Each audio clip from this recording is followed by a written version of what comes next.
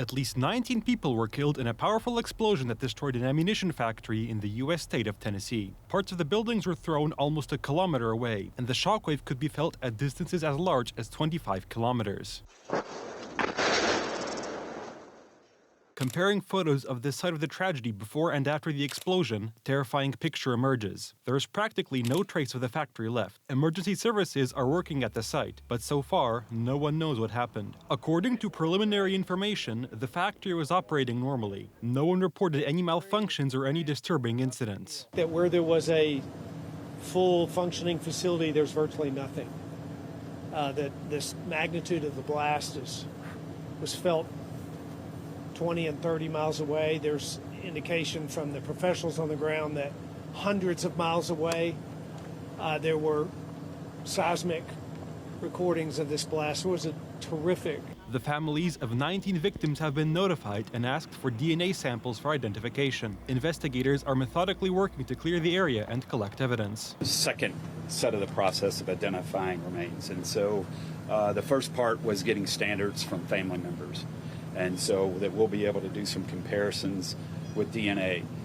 We're using the newest technology, rapid DNA, here on site. And so as remains are brought to us, we will be testing those to do matches so that we're able to identify individuals and provide those answers to the families. More unexploded ordnance continues to be located and safely detonated, and police are warning residents.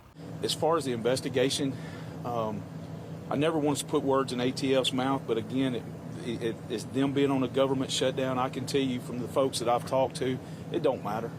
I really think that they would be here on their own time if they had to be because of who we're working for and why we're working and why we're here.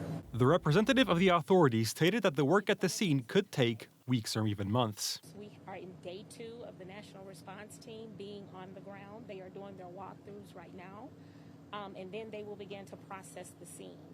Once they have left, whether it's weeks or months, we do have more work to do on the back end, which is the laboratory work, the origin and cause reports.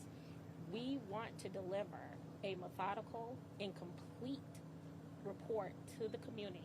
This isn't the first accident to occur in this factory. In 2014, as a result of an explosion, 1 person died and 4 were wounded. Accurate Energetic Systems develops, manufactures, and stores explosives for the military, aviation, and commercial demolition companies. The company's Tennessee headquarters included 8 manufacturing buildings and a quality control laboratory.